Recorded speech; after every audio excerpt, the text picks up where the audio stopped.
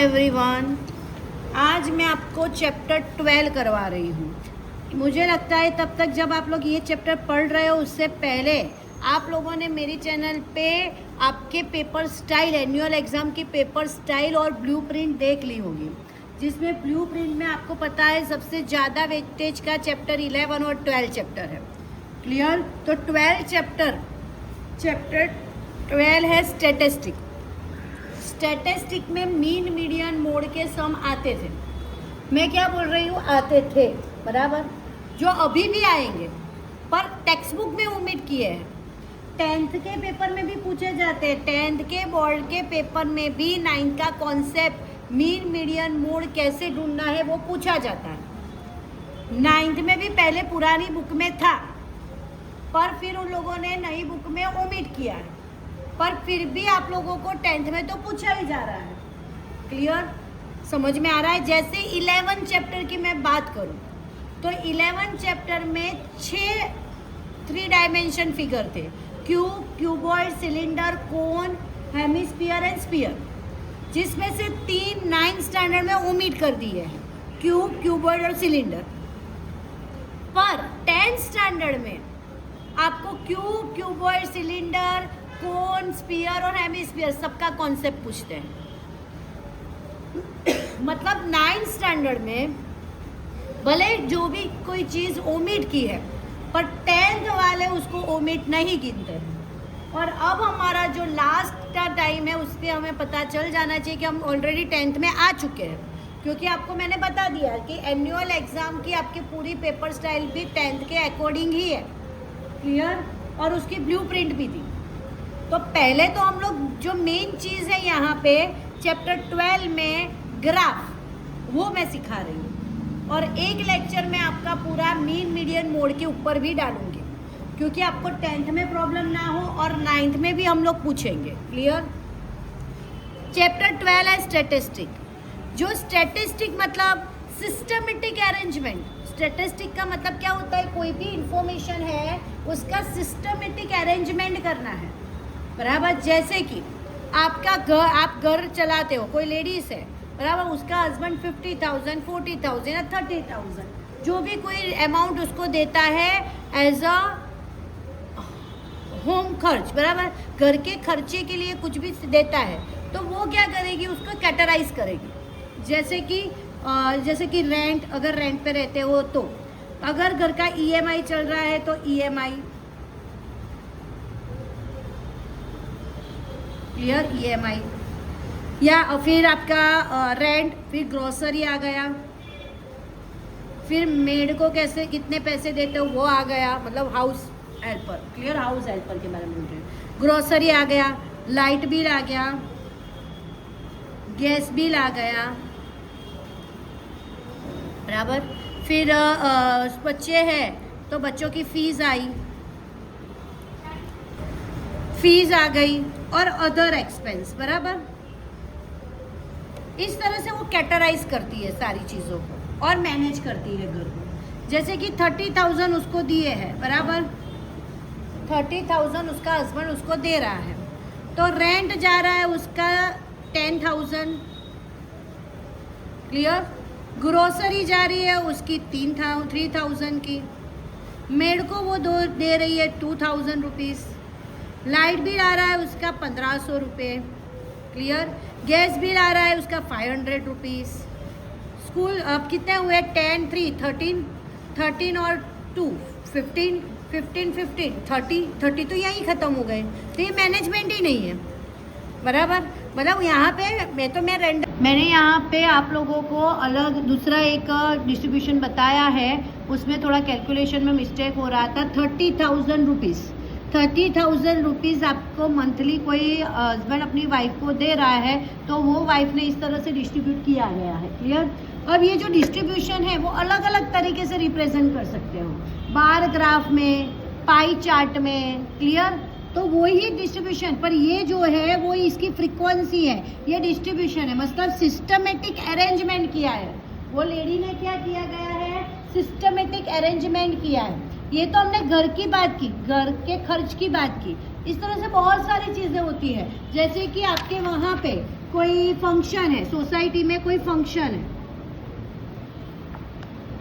अब वो फंक्शन में वो लोग मतलब गेट टुगेदर जैसा रखा है डिनर का सोसाइटी में, बराबर। तो एक दो घर तो होते नहीं है, बहुत सारे घर होते हैं, क्लियर। अगर मैं आपको मेरी सोसाइटी की बात करूं तो 174 हाउस है, 6 ब्लॉक है, एक ब्लॉक में 7 माले के घर है, एक फ्लोर पे 4 घर, 174 में अप्रोक्स बोल रही हूँ घर है, बराबर। गेट टुगेदर जो है वो जो है उसके लिए आप लोग पास सिस्टम रख रहे हो, और ये पास सिस्टम भी क्यों है वो भी मैं आपको बता देती हूँ, क्योंकि आपको पता चले कि 174 बराबर, पर 174 में ऑन एन एवरेज घर में 3 लोग गिने, बराबर। तो कितने टोटल हुए, 4 3 12, 7 3 21, 21 और 1 22, 3 1 3 4 5 22 पर्सन है। जरूरी नहीं है कि गेट टुगेदर रखा है, बराबर, फ्री ऑफ कॉस्ट लिखा है, फिर भी सारे लोग आए ऐसा जरूरी नहीं है। तो उसके लिए आपको टोकन सिस्टम बनानी पड़ती है। तो सपोज कि आपको कोई नॉमिनल चार्ज ले रहे हो 50 रुपीज़ का टोकन दे रहे हो, तो एक घर में से कितने आ रहे हैं वो आपको पता चले। अब आपने जो 50 रुपीज़ का टोकन लिया है उसके सामने आप सोच रहे हो कि उनको कोई रिटर्न गिफ्ट दे, तो रिटर्न गिफ्ट जो है, समझो, रिटर्न गिफ्ट जो है वो एज के हिसाब से दी जाती है, सबको एक जैसा तो नहीं दिया जाता। जैसे छोटे बच्चे हैं तो उसको कलर का बॉक्स, और उससे थोड़े बच्चे बड़े हैं, बराबर 6 ऑनवर्ड्स पढ़ रहे, तो कलर के बॉक्स का क्या करेंगे, तो उनको पेन दो या पाउच दे दो। अब पाउच और कलर बॉक्स वो यंग जनरेशन लेके क्या करेगी, बराबर। तो क्या करेंगे, उनको कोई दूसरी चीज़ देते हैं कि जैसे लेडीज है उनको कोई सेट दे दो, बराबर, और जेंट्स है उनको कोई टाई दे दो, मतलब इस तरह से डिस्ट्रीब्यूशन कर रहे हो, बराबर। तो मैं एज का डिस्ट्रीब्यूशन अभी कर रही हूँ। तो 0 to 5 ईयर्स में कितने लोग हैं, 5 to 10 ईयर्स में कितने लोग हैं, 10 to 15 ईयर्स में कितने लोग हैं, बराबर। या 10 ईयर्स का भी गैप कर सकते हो, वो ईजी रहता है। तो 0 to 10 ईयर में कितने लोग हैं, 10 to 20 ईयर में, 20 to 30 ईयर में, 30 to 40 year, 40 to 50 year, 50 to 60 year, 60 to 70 year, 70 to 80 year, 80 to 90, 90 to 100। अब देखो, जैसे कोई एक बंदा आया, उसने बोला भाई मेरे 4 टोकन दे दो, तो आप बोलोगे हाँ 4 टोकन, बराबर, टोटल 4 टोकन ली। तो आप पूछोगे कि किसकी किसकी लिए, तो बोलेगा कि मेरी, मेरे वाइफ की, मेरा एक बच्चा है और मेरी मदर है घर में, बराबर। तो हम क्या बोलेंगे, ओके तो आपकी एज कितनी है, तो वो बोलेगा 35 ईयर्स। तो हम 35 ईयर्स, ये 30 to 40 के बीच में आता है तो टैली मार्क करते हैं। आपकी वाइफ की एज कितनी है, तो बोलेगा 34 ईयर्स, तो भी हम इसमें ही टिक करेंगे। फिर बोलेंगे बच्चे की एज कितनी है, तो बोलेगा 5 साल, तो ये 0 to 10 ईयर्स में टिक करेंगे। समझ में आ रहा है। फिर बोलेंगे आपके मदर की एज कितनी है, तो बोलेंगे 52 ईयर्स, तो 52 ईयर्स में एक टैली मार्क करेंगे। समझ में आ रहा है। ऐसे जितने भी लोग आएंगे उसका इस तरह से एक फ्रीक्वेंसी डिस्ट्रीब्यूशन, इसको बोलते हैं फ्रीक्वेंसी डिस्ट्रीब्यूशन। ये छोटे स्टैंडर्ड में भी आता था आप लोगों को, बहुत सारे मतलब बहुत सारे दे देते थे ऑब्जर्वेशन, उसको अलग अलग कैटेगरी में करते थे, मतलब सिस्टमेटिक अरेंजमेंट करना, दैट मीन्स स्टैटिस्टिक। मैं आपको इन शॉर्ट में बता रही हूँ, ये तो आपको ऐसा ना लगे गोखार है इसीलिए मैंने ये सब बताया। अब हम लोग आ जाते हैं ग्राफ के ऊपर, बराबर। ग्राफ, यहाँ पे जो भी सिस्टमेटिक अरेंजमेंट होता है उसके 3 टाइप के ग्राफ आपको सीखने हैं। कितने टाइप के हैं, 3 टाइप के ग्राफ सीखने हैं। कौन कौन से, तो एक है बार ग्राफ, दूसरा है हिस्टोग्राफ, और तीसरा है frequency polygon graph. Frequency polygon graph, यहाँ पे ग्राफ जो है statistic, that means systematic arrangement of the data. अब वो डेटा को ग्राफिकली रिप्रेजेंट करना है, और वो डेटा भी अलग अलग होगा, कुछ छोटे स्केल पे होगा। जैसे मैंने आपको बताया कि मंथली आपका जो एक्सपेंस है वो छोटे स्केल के ऊपर काम करता है, बराबर। पर जब आपके पूरी सोसाइटी की बात की तो वो बड़े स्केल के ऊपर काम करता है। तो जो आपका छोटा स्केल है वो बार ग्राफ में आएगा। किस में आएगा, बार ग्राफ। जो आपका क्लास इंटरवल वाला होता है 0 to 10, 10 to 20, 20 to 30, 30 to 40, मतलब इतने बड़े स्केल के ऊपर काम करता है, वो आएगा हिस्टोग्राफ। बड़े स्केल के ऊपर हिस्टो और फ्रीक्वेंसी पॉलीगॉन दोनों टाइप के ग्राफ आते हैं, पर दोनों अलग अलग तरीके से ड्रॉ होते हैं।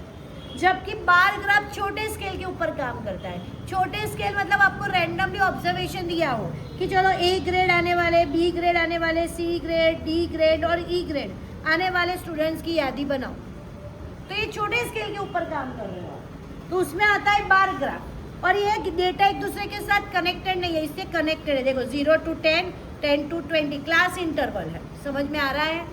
तो मैं पे आपको सबसे पहले एक बार ग्राफ ड्रॉ करके बता दूँ।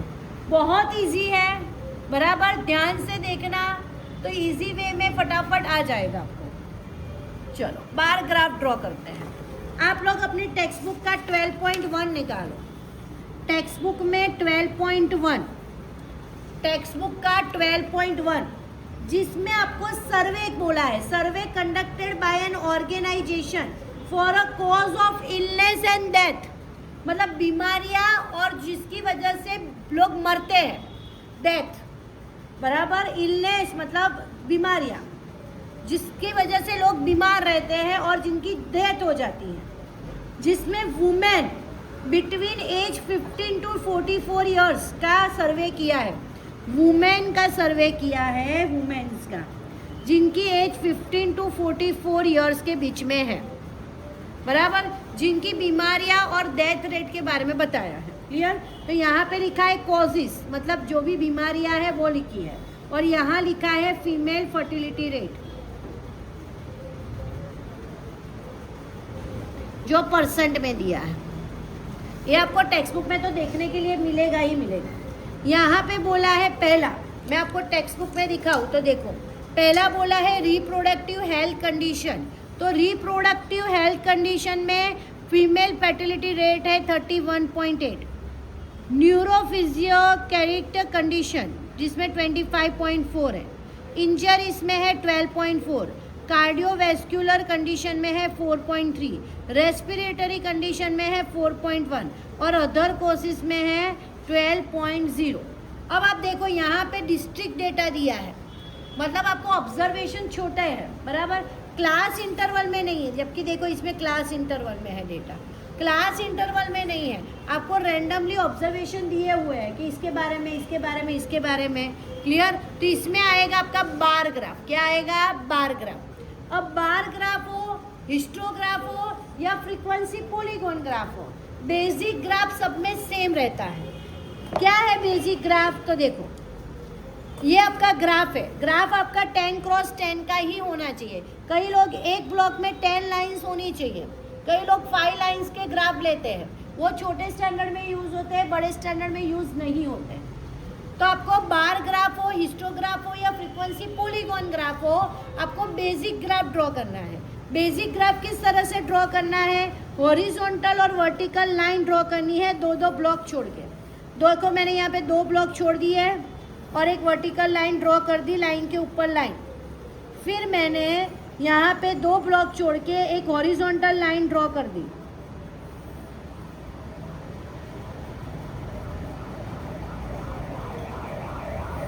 लाइन के ऊपर लाइन नीट एंड क्लीन आनी चाहिए। दिख रहा है सबको? चारों साइड एरो कर दो। क्लियर? जहां पे 2 लाइन इंटरसेक्ट होती है वहां पे ना डालो origin O. This is your X axis and this is your Y axis. Clear? ये जो आपका ग्राफ है उसमें हमने एक हॉरिजॉन्टल लाइन ड्रॉ की है और एक वर्टिकल लाइन ड्रॉ की है। दोनों लाइन जहाँ इंटरसेक्ट होती है वहाँ पे नाम दे दो ओरिजिन ओ। ये आपका एक्स एक्सिस है हॉरिजॉन्टल लाइन और वर्टिकल लाइन आपका वाई एक्सिस है। बेसिक ग्राफ सब में यही है।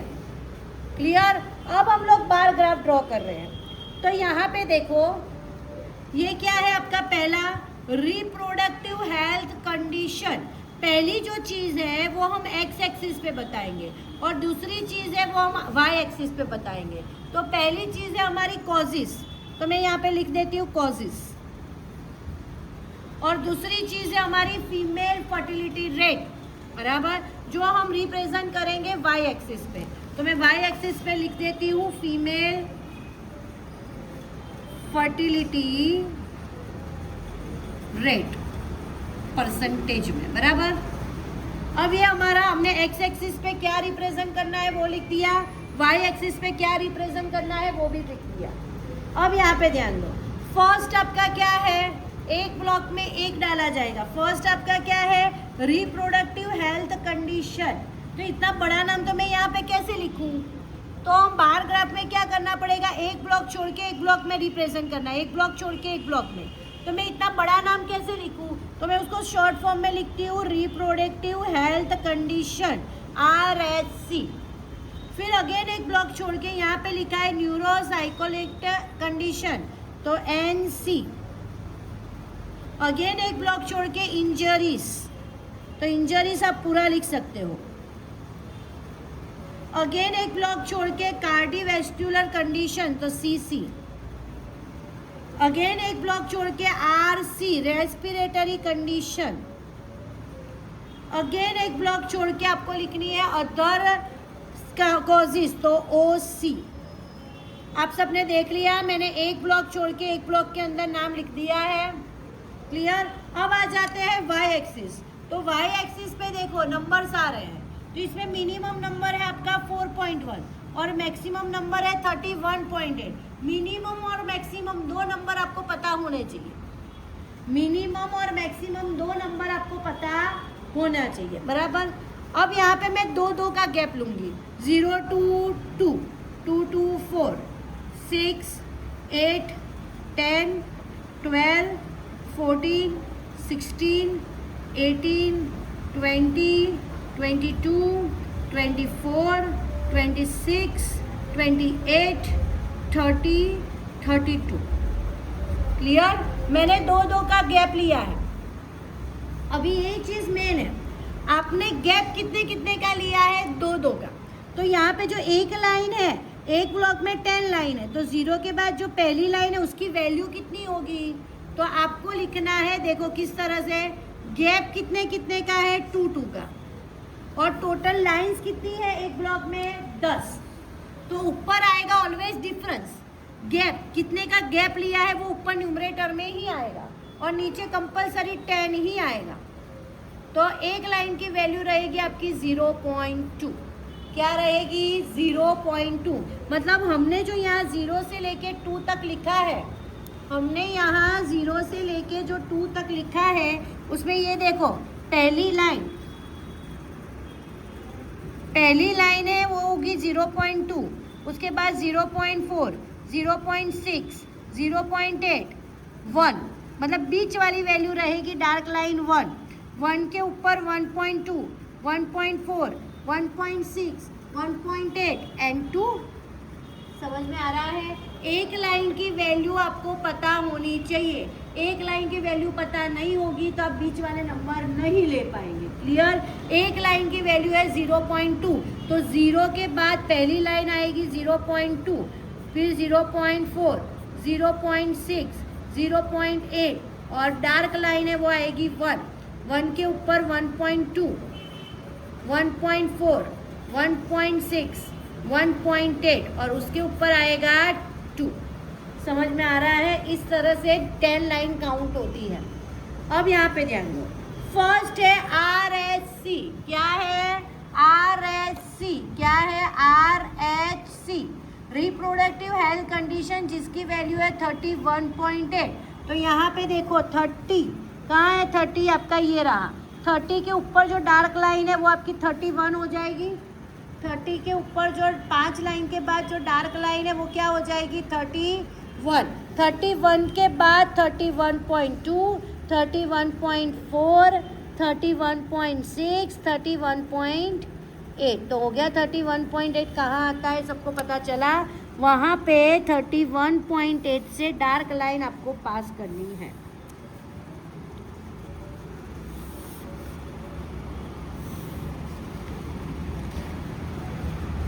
क्लियर। तो इस तरह से आपका एक पूरा ब्लॉक आपको रिप्रेजेंट करना है in a bar graph, clear. Reproductive health condition में मैंने एक पूरी लाइन खींच दी, दिख रहा है आपको। अब हम सेकंड आ जाते हैं न्यूरो साइक्लिक कंडीशन, जिसमें आ रहा है 25.4। तो 25 तो नहीं है पर 24 है ना, 24 के बाद जो डार्क लाइन आती है वो आपकी 25 हुई। 25 के बाद गिनो 25.2, 25.4। तो 25.4 में पूरी लंबी लाइन खींच देते हैं। एक्चुअली मेरी गलती हुई है कि मैंने यहाँ पे पेंसिल यूज़ की है, पॉइंटर पेंसिल यूज़ करनी है। कौन सी पेंसिल यूज़ करी जाती है? Pointer pencil. पर अभी मैंने ये पेंसिल यूज़ करके आपको ड्रॉ करके बताया है, तो आपको वीडियो में डार्क दिखाई दे। पर जनरली ग्राफ जब आप ड्रॉ करते हो तो आपको pointer pencil, compulsory pointer pencil ही यूज़ करनी है। भले फिर आप 0.9 की यूज़ करो, आपको 0.9 की आती है जो डार्क लिखी जाती है। क्लियर? यहाँ पे देखो हो गया एनसी, दिख रहा है बार ग्राफ आपको। अब थर्ड देख लो, थर्ड है इंजरीज। इंजरीज में है 12.4। तो आ जाओ अगेन, यहाँ पे 12 तो है, तो 12.1 के बाद 12 के बाद 12.2 और 12.4 सेकंड लाइन आएगी। तो सेकंड लाइन में खींच डालो पूरा ब्लॉक इंजरीज का। This is your bar graph.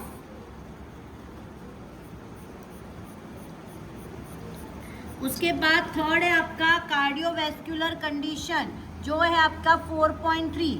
4.3 कभी भी नहीं आएगा इसमें, क्योंकि इवन नंबर में आता है, तो हम 4.2 ले सकते हैं। 4 4 4 4 पे चले गए। 4 के बाद पहली लाइन है वो 4.2 है, और उसके ऊपर वाली 4.4, तो हम 4.2 पे ड्रॉ कर सकते हैं। क्लियर? तो मैंने 4.2 के ऊपर सीसी का रिप्रेजेंटेशन कर दिया है। क्लियर? उसके ऊपर आ जाओ रेस्पिरेटरी कंडीशन। रेस्पिरेटरी कंडीशन में है 4.1, पर हम लेंगे 4, तो 4 में ले लो रेस्पिरेटरी कंडीशन।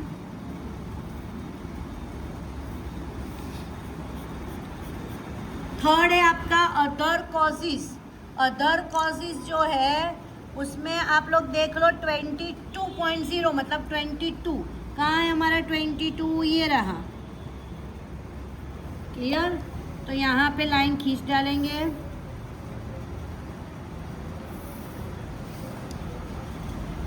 हो गया 22। क्लियर? कंप्लीट? ये है हमारा bar graph.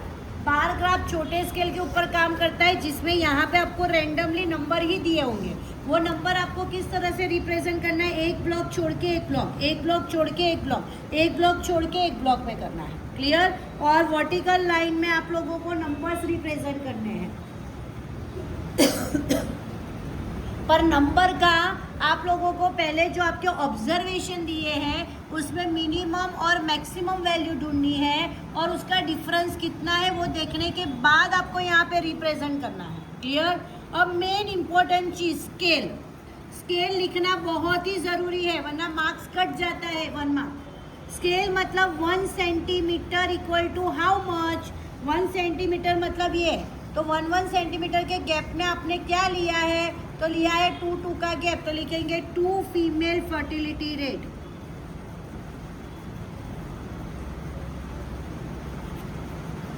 To female fertility rate. Clear? जितना डिफरेंस लिया है वो यहाँ पे लिखना पड़ेगा। ये देख लो पूरा ग्राफ इतना नीट एंड क्लीन, ऐसा पूरी तरीके से रिप्रेजेंटेशन होना चाहिए, तो आपको 4 या 5 जो भी मार्क्स में पूछे, 4 या 3 मार्क में तो पूरे मार्क्स मिलेंगे।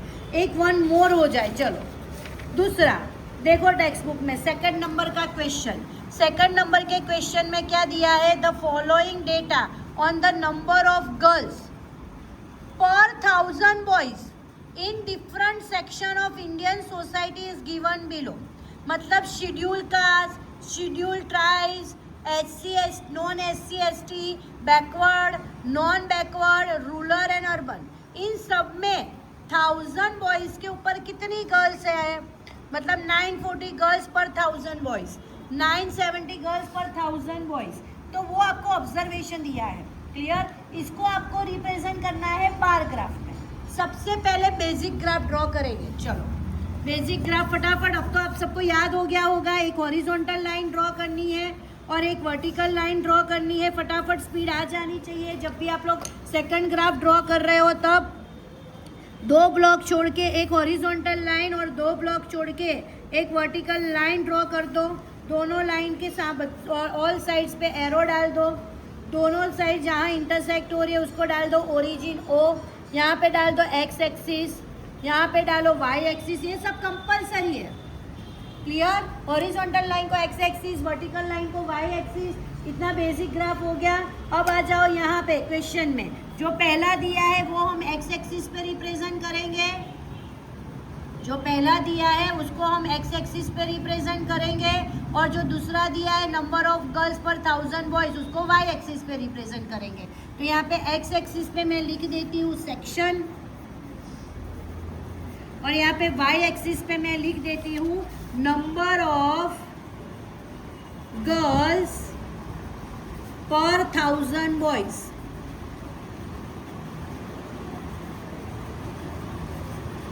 क्लियर? जिसमें अब आप लोग ध्यान से देखो, अब आप लोग देखो कि यहाँ पे एक्स एक्सिस पे हमें क्या दिखाना है, सेक्शन। तो सेक्शन में देखो पहला क्या है, शेड्यूल कास्ट, तो मैं लिख दूंगी यहाँ पे एससी, बोला था एक ब्लॉक छोड़ के एक ब्लॉक में लिखना है। दूसरा है आपका एसटी, तो लिख दूंगी यहाँ पे एसटी। तीसरा है नॉन एससी एसटी, तो लिखो नॉन एससी एसटी। चौथा दिया है आपको बैकवर्ड और डिस्ट्रिक्ट, तो बैकवर्ड डिस्ट्रिक्ट बीडी। फोर्थ दिया है आपको, फिफ्थ दिया है नॉन बैकवर्ड डिस्ट्रिक्ट, तो नॉन बैकवर्ड डिस्ट्रिक्ट। फिर दिया है आपको रूरल, और उसके बाद दिया है आपको अर्बन। तो मैंने सारी की सारी चीज़ एक ब्लॉक छोड़ के एक ब्लॉक रिप्रेजेंट कर दी। अब रही बात वाई एक्सिस की, तो वाई एक्सिस में देखो मिनिमम नंबर है आपका 910 और मैक्सिमम नंबर है आपका 970, मतलब 900 की सीरीज में ही है। तो मैं स्टार्टिंग यहाँ से 900 से कर रही हूँ, 900, 910, 920, 930, 940, 950, 960, 970, 980, 990 एंड 1000। क्लियर? अब हम 1 बाय 1 रिप्रेजेंटेशन करेंगे। एससी के कितने बोले हैं, 940। तो चलो एससी में 940 है तो बहुत इजी ग्राफ है, इसमें तो पर्टिकुलर नंबर ही मिल रहे हैं हमें। तो एससी में मैंने 940 रिप्रेजेंट कर दिया। क्लियर? अब आ गए हैं हमारे एसटी, तो एसटी में कितने हैं, 970, तो 970 आ जाएगा।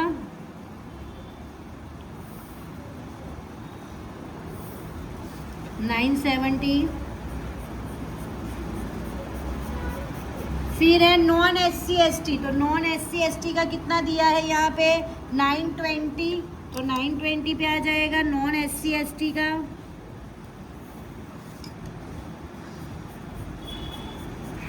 फिर है बैकवर्ड डिस्ट्रिक्ट, तो बैकवर्ड डिस्ट्रिक्ट के कितने बोले हैं, 950, तो बैकवर्ड डिस्ट्रिक्ट में आ जाएगा 950।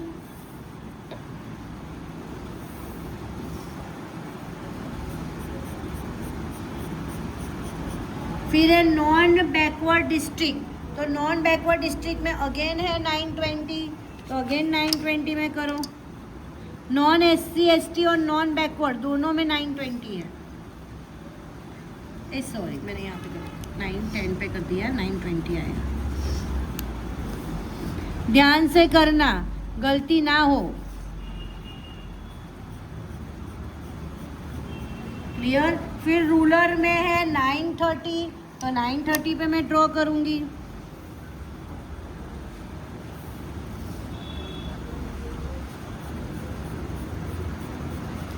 और अर्बन में है 910, तो 910 रिप्रेजेंट करेंगे अर्बन में।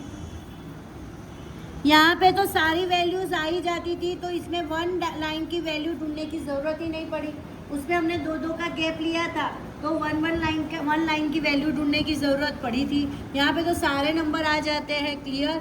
मेन इम्पोर्टेंट चीज़ स्केल लिखना बहुत ही ज़रूरी है। 1 सेंटीमीटर क्या लिया है हम लोगों ने, 10 का गैप लिया है। 10 नंबर ऑफ गर्ल्स पर 1000 बॉयज, क्या आएगा, 10 नंबर ऑफ गर्ल्स पर 1000 बॉयज। क्लियर और नॉट? क्लियर और नॉट? क्लियर? आपकी स्केल लिखना 1 centimetre equal to 10 number of girls पर 1000 बॉयज। क्लियर? क्लियर? इस तरह से नीट एंड क्लीन आपको डायग्राम मतलब बार ग्राफ ड्रॉ करना है।